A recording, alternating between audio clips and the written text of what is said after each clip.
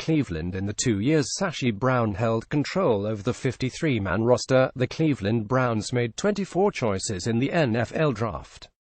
But while the front office was successful in making trades to acquire future assets, the team struggled to win on the field. In an interview with The Really Big Show on ESPN 850 WKNR Thursday, new Browns general manager John Dorsey ripped Brown and his regime for the players they added to the roster, which included an 80% turnover of talent in 18 months.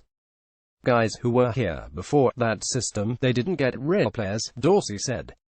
Over the last 2 years, the Browns have traded out of their spots in the first round of the NFL draft in order to attain more selections. By trading the No. 2 pick to Philadelphia in 2016, the Browns passed on the chance to select Carson Wentz, a 6'6", 235-pound quarterback whom Chief Strategy Officer Paul DePodesta felt that despite being a 2-year starter for national championship teams at North Dakota State, did not have the potential to be a top 20 NFL quarterback.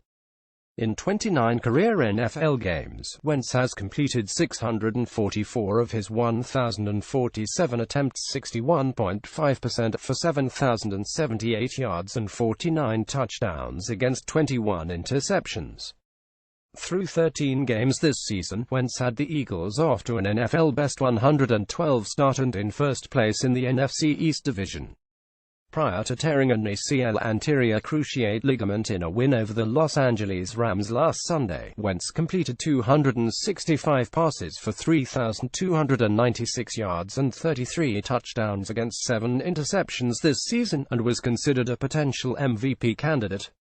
During the 2017 NFL Draft, the Browns traded the No. 12 pick to the Houston Texans, who spent it on former Clemson quarterback Deshaun Watson, a national championship winner in his own right. Prior to tearing the ACL in his right knee during practice in early November, Watson completed 126 of his 204 attempts for 1,699 yards and 19 touchdowns against 8 interceptions to go along with 2 rushing scores.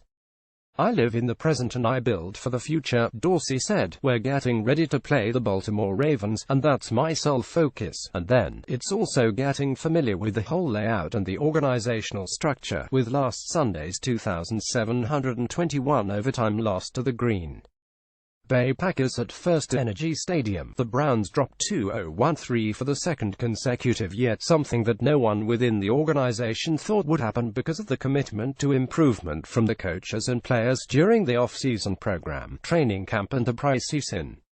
With the 13th consecutive loss during the 2017 season, the Browns dropped to a league-worst 128 since the opening game of 2016. The Browns have not won on a Sunday afternoon since December 13, 2015.